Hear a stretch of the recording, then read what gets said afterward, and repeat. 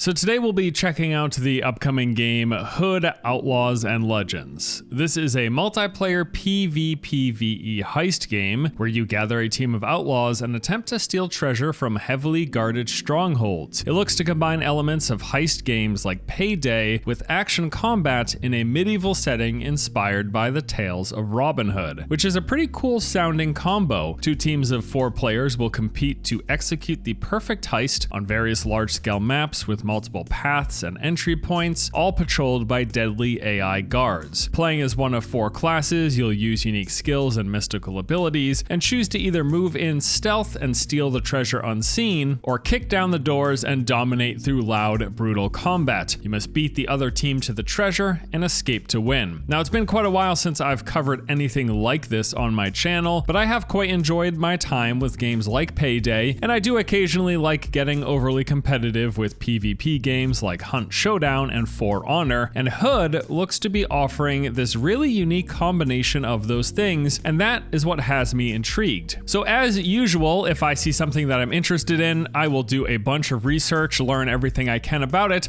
and then share that information with you guys. So let's jump into that. What is Hood, Outlaws, and Legends? So every game of Hood will start off with 2 teams of 4 players who must compete to find, steal, and secure a treasure. And as such, games are broken up into 3 primary phases. The first phase is to steal the vault key. Both teams will race to find the sheriff, who is patrolling the map and holds the key as well as the vault location. But getting the key isn't as easy as just finding the sheriff, as he is heavily armored and extremely lethal, able to kill anyone in a single shot. On top of that, he'll also be protected by a squad of elite guards. So fighting him for the key isn't an option. What you're gonna have to do is try to stay stealthy, avoid alerting any of the guards or getting spotted by the sheriff, and then sneak up and pickpocket the key from him. Mind you, of course, while you're trying to do this, the other team will be attempting to do the same thing, and there's a good chance you'll run into each other. Now, once either team has stolen the key from the sheriff, the game will then move into phase 2, which is to retrieve the treasure chest. So upon getting the key, the vault location is revealed, and the team must then take that key to the vault, open the vault, and grab the treasure. However, when you do this, the guards will be put on high alert, and this is going to also inform the other team that you have the treasure chest. So the team with the chest must try to take it to one of the many extraction points located on the map, while the other team tries to stop them, either by scouting their location or guessing which extraction point they're headed to and waiting there for an ambush. Now, once the treasure is brought to one of the extraction points, it's time for the third and final phase, which is to make your escape. The chest itself must actually be winched out and the position defended while you're doing this. So while one player works on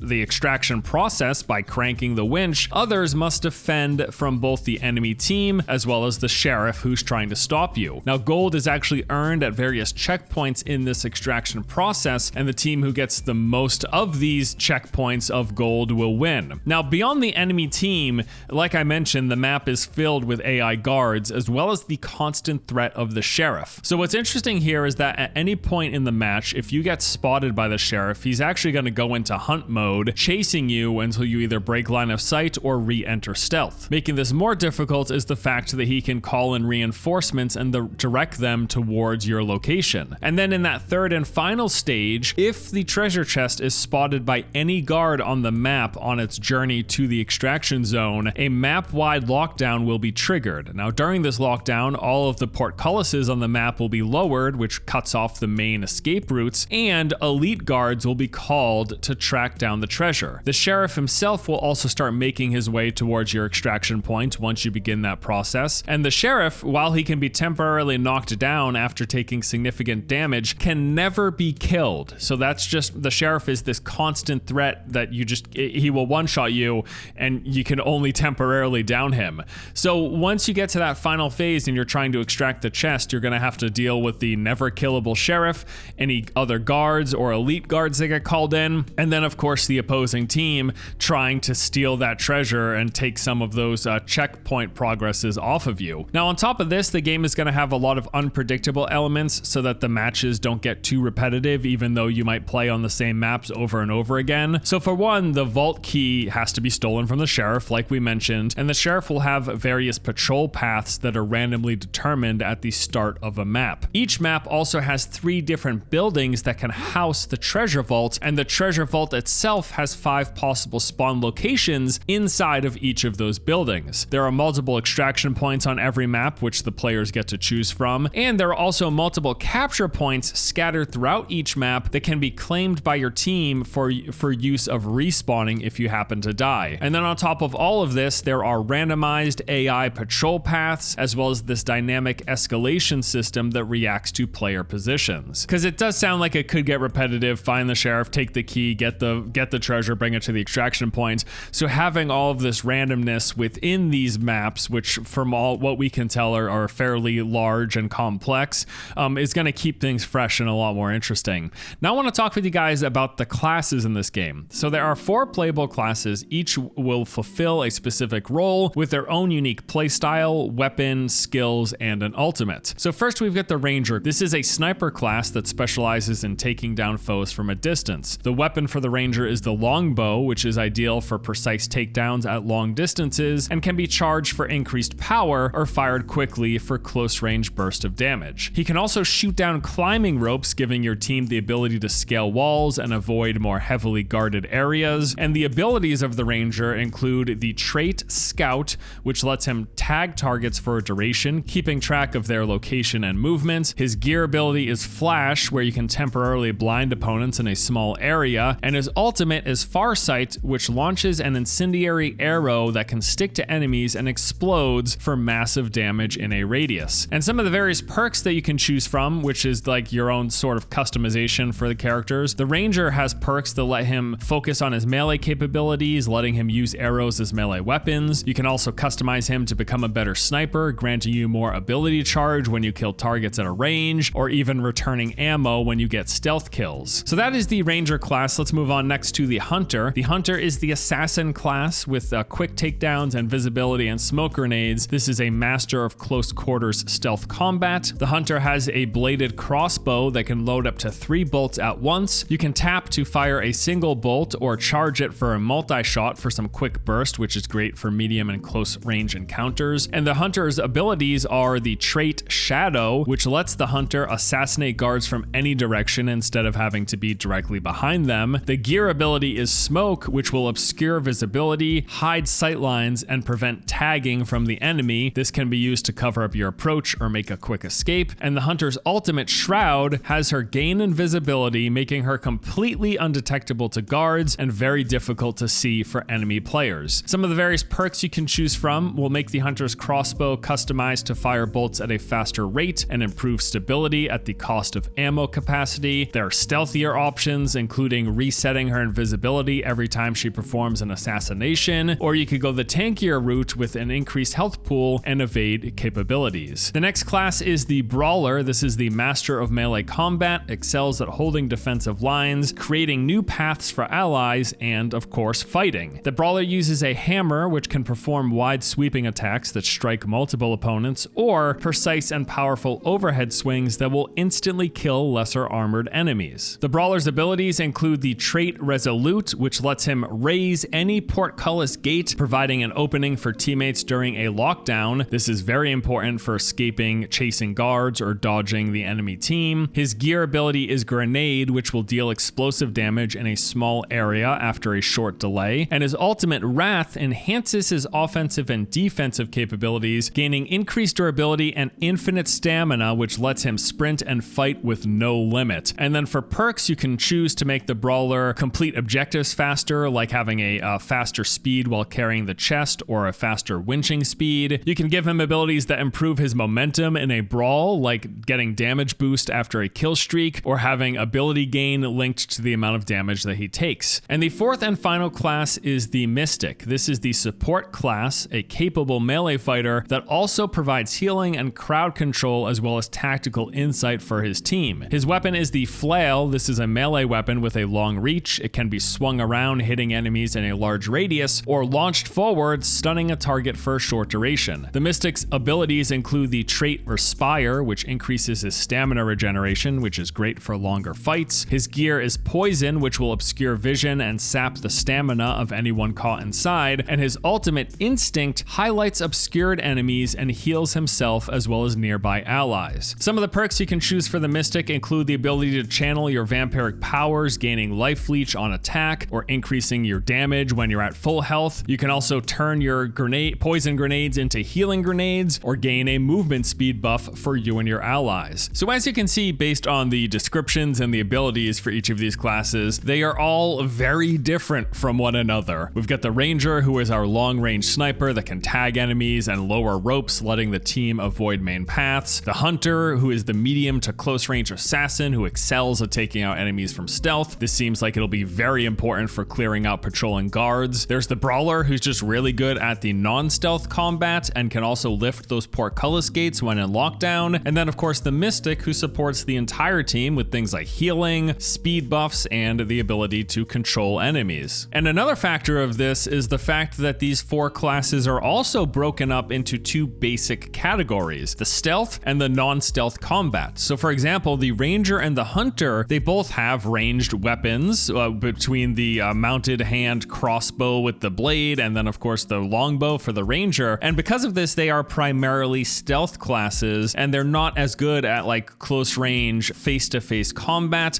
For one, they have the ability to dodge attacks, but they can't block, but they are really good at those quick takedowns or that stealth removal of the opponent. Whereas the Brawler and the Mystic, they are melee-centric classes, and as such, they also have access to both a light and a heavy attack, and they have the ability to block incoming attacks. So with how they're designed, it seems pretty clear that every character is going to be vital to a team's success. In fact, the developer even said that each class will excel at different stages of a heist. So a great example is like the Hunter with her stealth ability. She's going to be really good for pickpocketing the key from the sheriff without getting detected. Or of course, the fact that the Brawler can lift those portcullis gates, he's going to be pretty important if you happen to go into lockdown. So every single class has this ideal role, and that means that they're going to need to work together if they hope to defeat the opposing team. So teamwork's going to be very important, basically.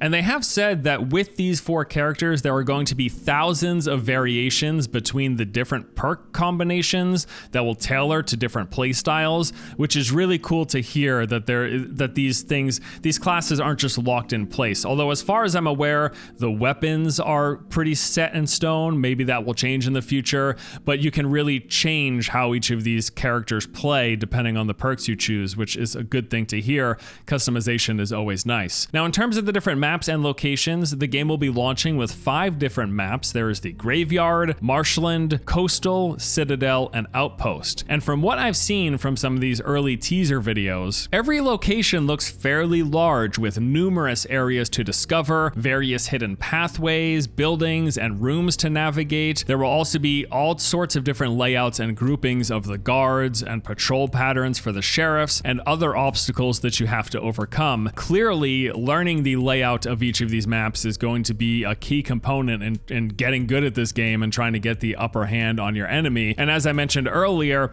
there will be a ton of different buildings that can house where the treasure chest is located, and then within those buildings, various rooms that will actually have the treasure. And having that randomization, like I mentioned earlier, really helps in preventing things from getting too repetitive. Now, in between the heists, there's actually this system and location called the Hideout, and this is basically an in-game lobby where you'll be able to access various features. So in your Hideout, you can pick your character, change your clothing, swap out any of your perks, accept challenges, as well as start a new match. The Hideout itself can be leveled up, which will unlock new features. Basically, what's going to happen is that at the end of every match, once you've earned however much gold that you got, you're going to have the choice to either invest it in your Hideout, which will level it up and give you access to new things like brand new weapons and new features, or just put that money in your pocket, which will give you more money to spend on the things that you've already unlocked. It's going to be that balance between investing in yourself for the future or having money to spend on things for right now.